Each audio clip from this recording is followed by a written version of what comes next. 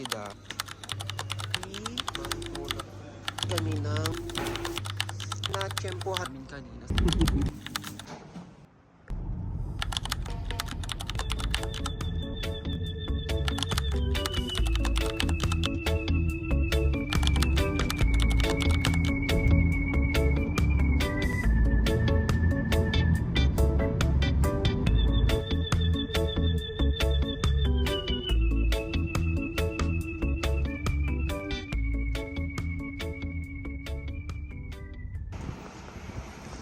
We are here in Lulu.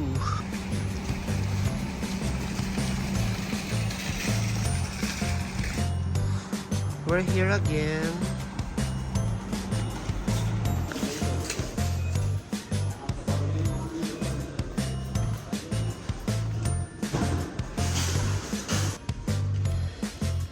Gourmet. How much?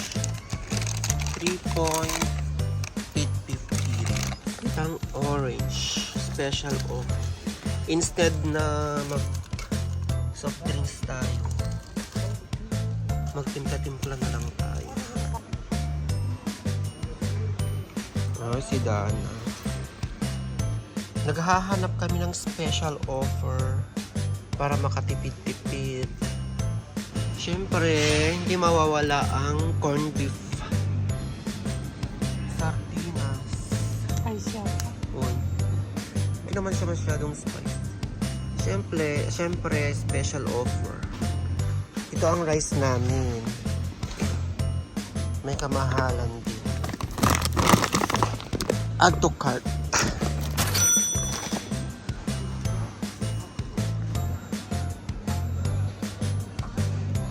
Mga condiments namin. Star margarine. Ay, margarine. Add to cart. Add to cart.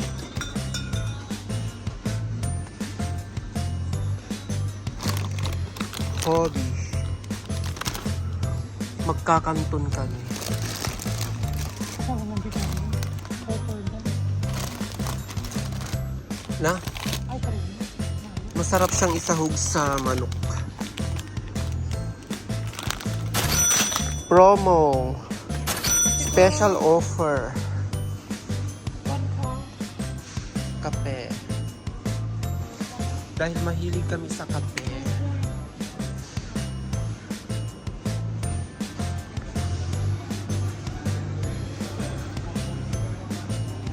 Look naman. At is organic ang binibili namin egg para healthy. Ako yan? Add to cart. Kumuha din kami ng atay ng manok.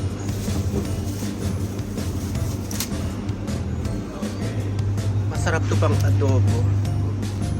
Dito naman yung mga naka-promo na chicken. Kung alin ang mas mura, yun ang kukunin namin. Add to cart na namin siya. Chicken. Dito na naman kami sa may isdaan. Titingin kami ng mura. Eto. Ito yung pinakamura nila. Ito can't afford. Masarap sana to, kaya lang can't afford. 1.990, almost 200.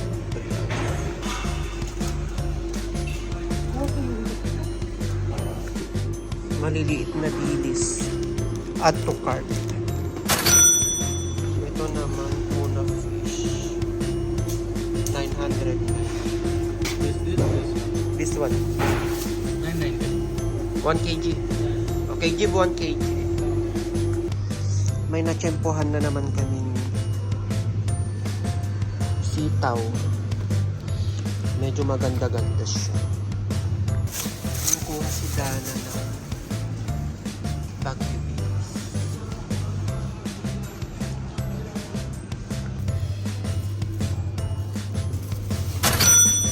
Yung puso ng saging ay Sa Bunganay, puso ng saging. Ang papangit ng talong ngayon. An apple a day keeps the doctor away. Ayun, may mura. 8.90. Broccoli is 890 by stash. Ang dami na naman naming nabili, guys. Sabi ko magtitipid kami, pero ano to? Pauwi na kami. Tapos na kaming mag-grocery. Gusto din sana namin mag-KFC, kaya lang bitin yung budget namin. Muntik pang ma-short yung budget namin kanina sa grocery. We're going back home.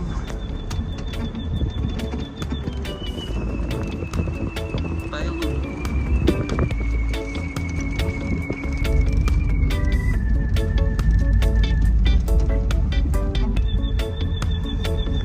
Tapos na naman kami mag-grocery.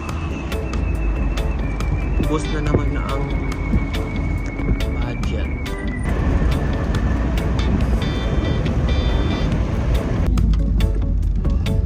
Baka na kayo. Hello brother, say hi. We're going home. Money? Wow. Looking good, brother.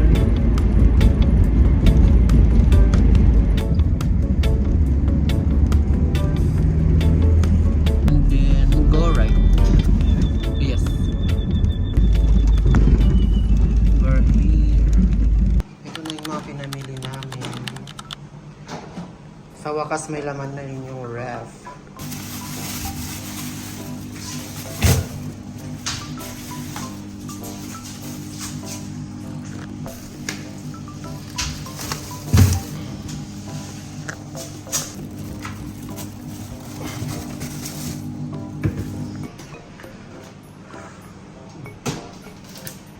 Saransan ang mga grocery.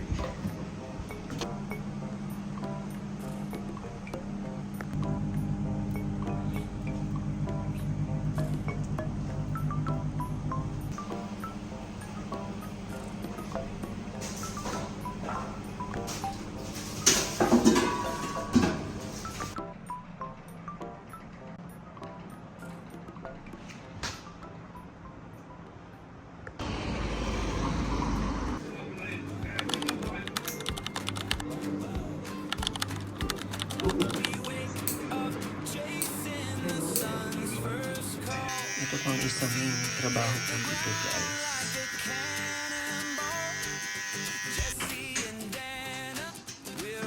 Okay. Yan lang. Retouch.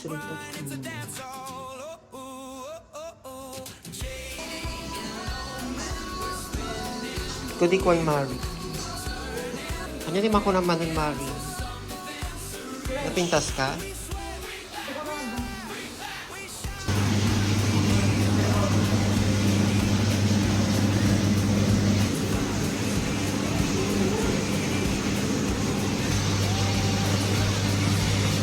Ito ang spaghetti.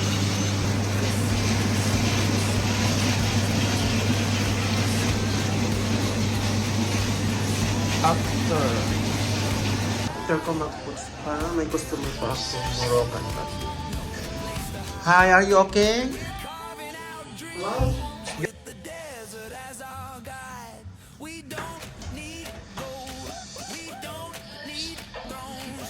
Coffee break na naman, guys.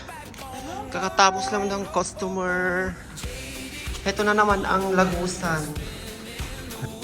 Meron kaming kakanin dito binigay ng kapitbahay naming kabayan. Wow. Sarap i-partner sa kape. Coffee break namin. Ay.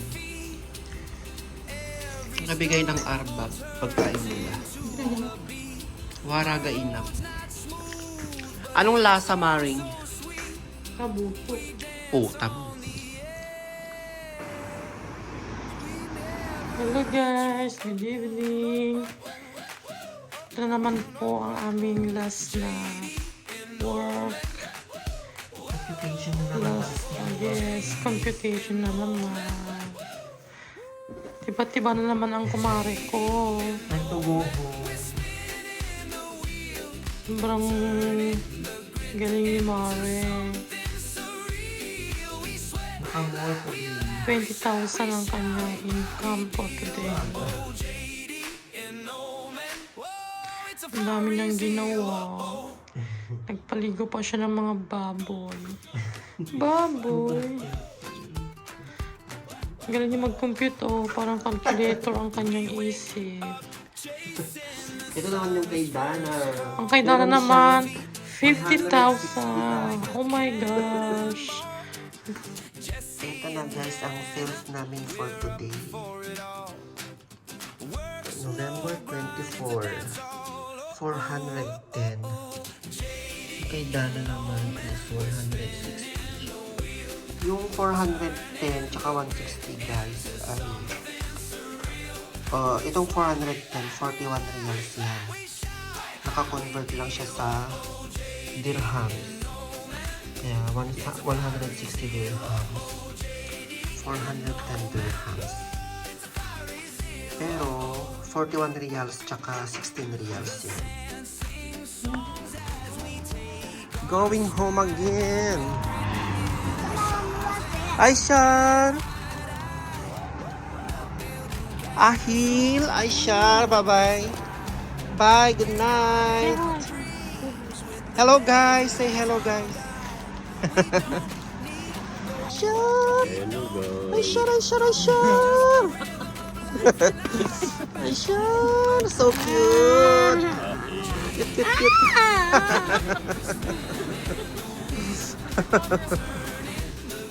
I'm going home. Tapos na naman ang maghapong trabaho. Bukas ulit. Wala. Wala.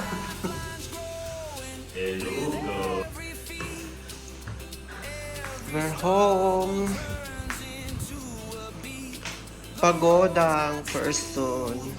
Ang cooking lang ina. Tigla ka magkikigtot, pota. Si Tata Maring? Ay, lalagong ka. Ang dati palumpia.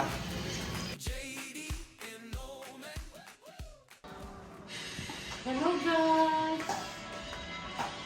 Welcome to our vlog! Let's eat mga kumari kong expired. Habang kumakain kami guys, konting storytelling muna. Kung paano nakapunta si Dana dito sa Orman.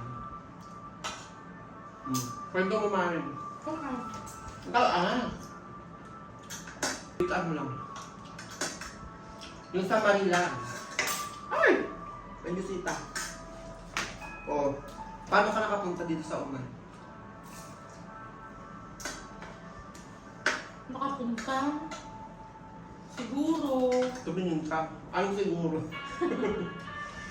Dahil sa pagpupursige mo sa akin. Na makapunta dito. So yung the way para i-push ako na pumunta. Actually guys, simulat sa pool pa lang na plano namin mag-abroad. Sabay kami. Yung unang plano namin na mag-abroad is sa Malaysia. Anong year yun? Ilang years na? 15 years? 15 years ago. 15 years ago, sabay kami nag-apply sa papuntang Malaysia. Pero na-upload kami. Ilang beses din kami na-upload. Ilang beses kami nag-try. Nakailang upload din. Tapos, ako naman yung sinwerte ng konti.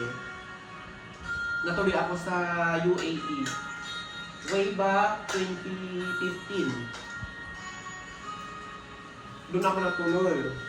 Tapos, Nag-try na naman akong kunin si Dana. Kaya lang ganun pa din. Offload pa rin.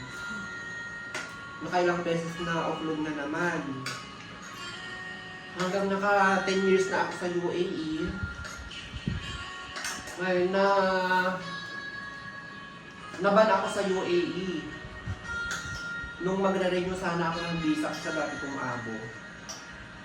2 beses akong na-reject yung visa ko. Ayun, sinabing band ako ng 1 year. Ay nag-decide ako na pumunta dito sa Oman. After 1 year, ayun, nakuha ko na si Dana dito. Dahil mabait yung ano namin dito. Nakiusap ako noon na tulungan siyang makapunta dito, puno siya dito. Ngayon, ang disadvantage lang, lahat ng nagastos ng amo namin sa pagpunta niya dito is salary deduction, babayaran niya hanggang matapos. Ayun lang, pero at least nakarating siya dito, di ba? Your turn naman. 4 months na ako ngayon, November. Oh, ang bilis ang panahon. Actually, mahirap na masaya. Mahirap kasi gano'n na ang daming mga Adjustment, adjustment, pinagdaanan, homesick. lahat. Namiss ko talaga yung Pero sabi ko sa kanya, wala pa yun sa kalinginan ng mga pinagdaanan ko.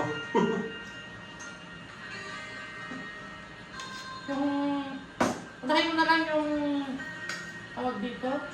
Yung pag-a-apply mo pa lang, ay mahirap na talaga. As in na, halimbawa, punta ka ng agency, pagpapamedical ka. Ang daming mga yung tawag dito, mga pending when it comes to health talaga. Ilang beses na siyang Ang dami kong mga pending sa sa una kong Ganito mo yung nag-try ka sa Saudi.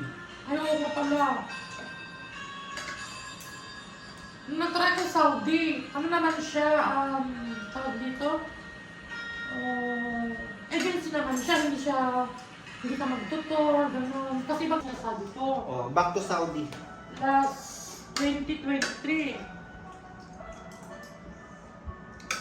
yun naman yung kaibigan namin sa nagaling din sa UAE. Tapos pagtrabaho sa Saudi. Gusto rin niya akong kunin. Ayun. Pinalag naman. Kaso, hindi nga natuloy kasi dahil sa visit na... Anong pinalag? Hindi ka nga natuloy pinalag. Hindi, pinalag din maka-apply. Oo. Ano hindi kong sabihin. Kasi nga, May ang agarya akala ko talaga, matutuloy talaga ako. Kaso, may agarya. Dahil daw sa itsura ko sa passport. Parang yung issue ni Pukirat ngayon Kasi nga yung itsura ko doon, girl, Mukha daw siyang babae pero male. Mel, Pukirat? Mel ang gender ko doon In first talaga maganda pa. Maganda lang talaga yung passport ko. Naka-one line kasi yung pilay niya. Pilay ko. Tapos, ano ba yun? Ang last na stage para makalis ako is yung bibigyan ako ng visa. Interview ako dun sa embassy ng Saudi.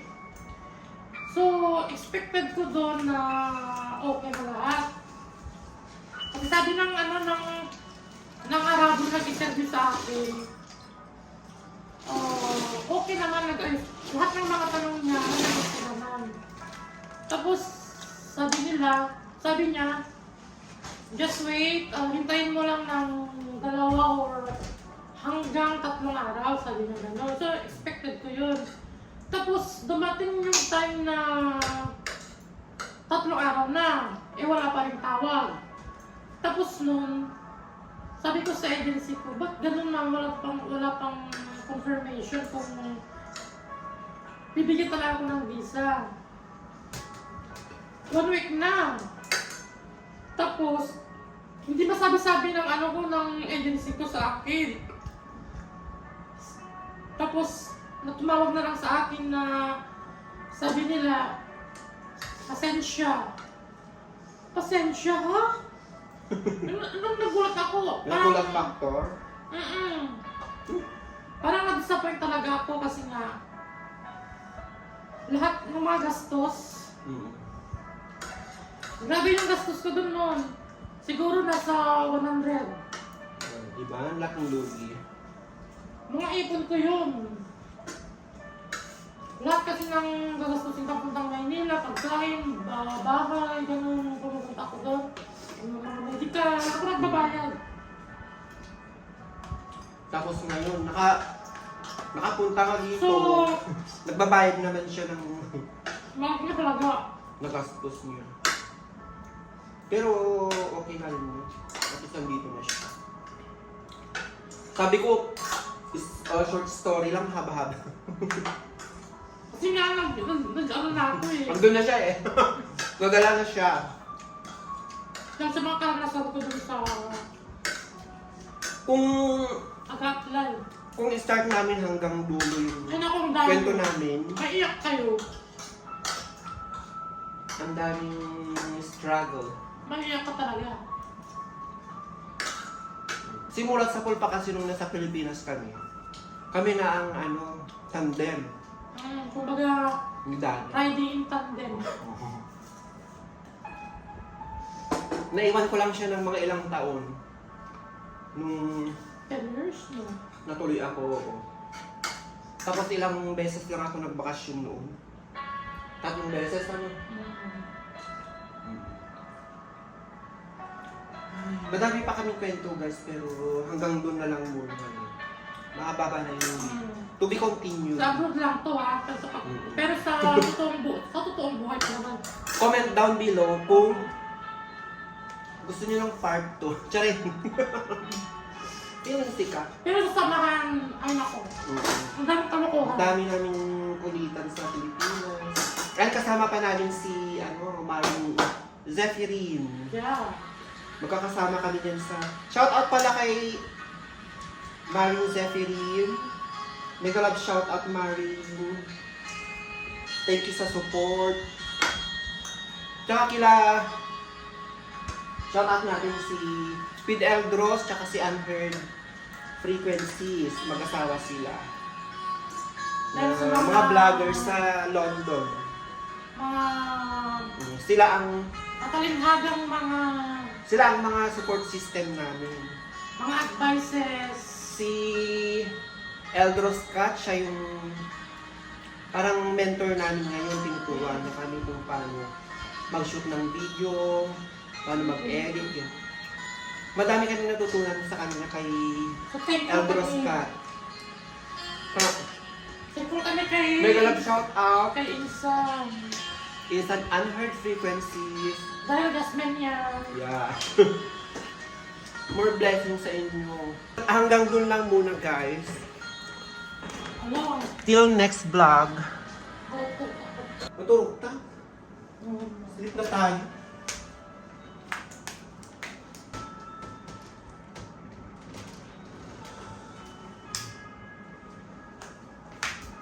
Good night.